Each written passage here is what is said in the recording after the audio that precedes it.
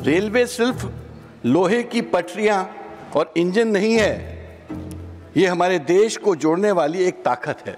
बालासोर में 2023 में 296 मौतें हुई। फरवरी माह में महाकुंभ के वक्त भगदड़ में 18 श्रद्धालुओं की मौत हो जाती है और हमको पता नहीं हम किस युग में जी रहे हैं। प्रॉब्लम यह है कि आपके सिस्टम में तो कोई इंप्रूवमेंट है नहीं। आपकी ना तो सुरक्षा की सिस्टम में इंप्रूवमेंट है, ना ट्रेन के मूवमेंट की सिस्टम में इंप्रूवमेंट है, ना रेलवे स्टेशन की भीड़ में इंप्रूवमेंट है। फ्लाइट में ट्रैवल करने वालों को तो DGCA में बहुत अधिकार मिल गए हैं। अगर फ्लाइट 3 घंटे से ज़्यादा लेट होती है तो आपको खाना मिलेगा, आपको लाउंज में ले जाएंगे। आप 6 घंटे ज़्यादा होगी, टिकट कैंसिल हो जाएगी। आपने रेलवे में कोई ऐसी व्यवस्था की है? कोई कोडिफिकेशन नहीं है, क्योंकि रेलवे गरीबों की मूवमेंट है। मंत्री जी, मुझे पता है कि आपको रील्स की बहुत पसंद है, आप रील्स को बहुत पसंद करते हैं, ये ऐसा पब्लिक परसेप्शन है। मगर मैं चाहता हूं आज के बाद, मुझे विश्वास है कि आज को आपको अपने रेल से भी मोहब्बत हो जाएगी। जब तक रेल से मोहब्बत नहीं करेंगे और रील से मोहब्बत करेंगे तो विकसित भारत का निर्माण नहीं होगा। ये संशोधन विधेयक एक बहुत बड़ा मौका था। मैं आज ये स्पीच श्री जवाहरलाल नेहरू की कही हुई बात से शुरू करूंगा। रेलवे सिर्फ लोहे की पटरियां और इंजन नहीं है, ये हमारे देश को जोड़ने वाली एक ताकत है। रेलवे सिर्फ लोहे की पटरियां और इंजन नहीं है, ये हमारे देश को जोड़ने वाली एक ताकत है। आज हम रेलवे संशोधन विधेयक 2024 पर विश्लेषण और बहस करने के लिए यहाँ एकत्रित हुए हैं, जिसके बारे में मेरा मानना है कि ये एक बड़ा सुधार लाने का एक खोया हुआ अवसर है। तो माननीय मंत्री जी, मैं ये तो कहूँगा कि ये जो आपका अमेंडमेंट है, ये समस्या का जड़ है। आप कहेंगे कैसे समस्या का जड़ है? क्योंकि आपने रेलवे बोर्ड का सरकारीकरण कर दिया है। अब आप कहेंगे सरकारीकरण कैसे हुआ? रेलवे बोर्ड नाम मात्र की स्वतंत्रता है, एवरीथिंग इज मिनिस्टर ड्रिवन। जो रेलवे बोर्ड की परिकल्पना थी, जो रेलवे बोर्ड के बारे में सोच था, जैसे दूसरी सर्विसेज के बारे में सोच था, that they will be autonomous, functionally autonomous, organisationally autonomous, वो चीज अब खत्म हो गई है।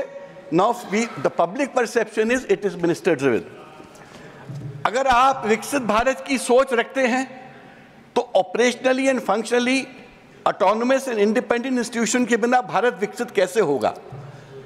अगर आप अपने इंस्टीट्यूशंस को एम्पावर नहीं करेंगे और उनको डिसीजन मेकिंग प्रोसेस में इंडिपेंडेंस नहीं देंगे तो आपका विकसित भारत नहीं बनेगा। मैं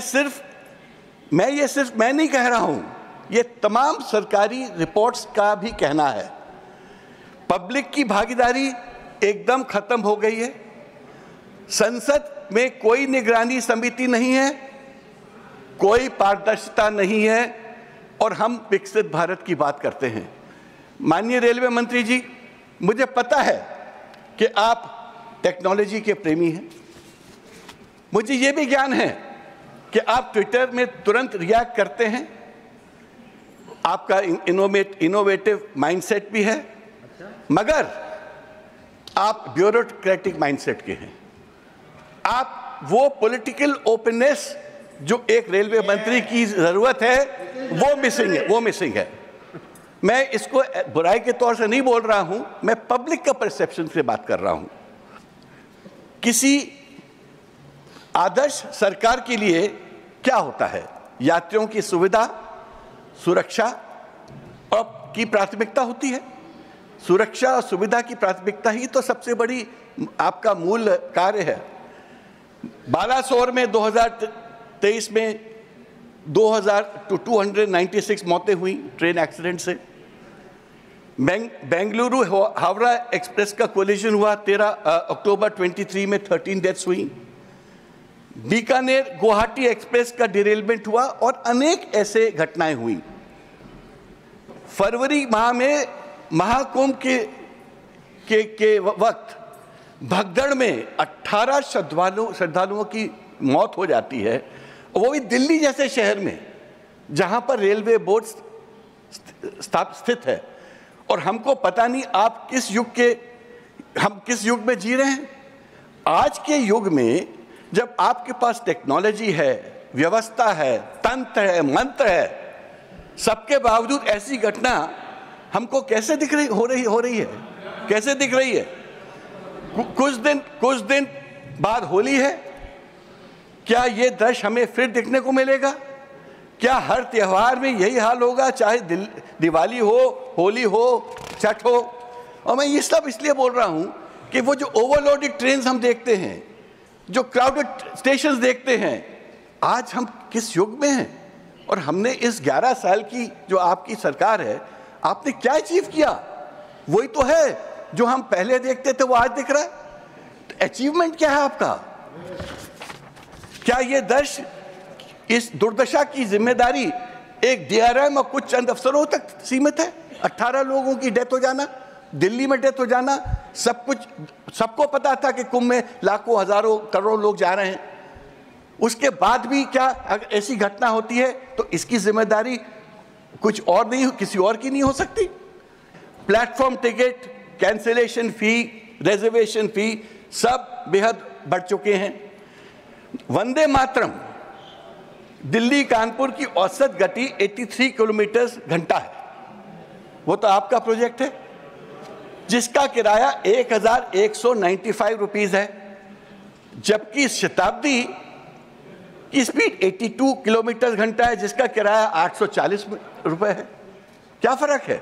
200 रुपए का, 200 फर्क है, मगर स्पीड में क्या फर्क है? एक किलोमीटर का। मनमोहन सिंह जी ने की सरकार के तहत यही शताब्दी का टिकट 450 से कम था। मेरा प्रश्न ये है कि वंदे भारत ट्रेन में आपने क्या बदला? सिर्फ इंजन का शेप बदला, उसको एक जैसे एरो शेप देते हैं। कुछ टाइम पहले एक गाय, मेरे पास तस्वीर है, वंदे भारत की इंजन से टकरा गई थी। तो जब खोला सामने का तो देखा अंदर खोखला है। तो फ्रैंकली स्पीकिंग वो आपने खाली एक मॉडर्न डिजाइन देके you have sold Vande Bharat, जबकि उसकी जो स्पीड है कोई दूसरी पुराने ट्रेनों से कोई ज्यादा नहीं है। लखनऊ जाने वाली वंदे भारत 6 घंटे 25 मिनट लेती है। अरुणाचल पुरानी ट्रेन है, अरुणाचल एक्सप्रेस, हमसफर एक्सप्रेस पुरानी ट्रेन है, मुझे भी उतना ही टाइम लेती है। तो कौन सी बड़ी बात है आपने वंदे भारत स्टार्ट किया? टिकट ज्यादा, घंटे सेम। तो प्रॉब्लम यह है कि आपके सिस्टम में तो कोई इंप्रूवमेंट है नहीं। आपकी ना तो सुरक्षा की सिस्टम में इंप्रूवमेंट है, ना ट्रेन के मूवमेंट की सिस्टम में इंप्रूवमेंट है, ना रेलवे स्टेशन की भीड़ में इंप्रूवमेंट है। और आज भी हम वो ट्रेनों को देखते हैं जिसमें छतों पे लोग भर भर के जा रहे हैं। जब छठ होती है तब तमाम त्योहार होते हैं। ये कोई नई चीज़ तो है नहीं, ये कोई नए त्यौहार तो है नहीं, ये तो सदियों से ये त्यौहार चल रहे हैं। कुंभ हुआ, कितने लोग परेशान हुए।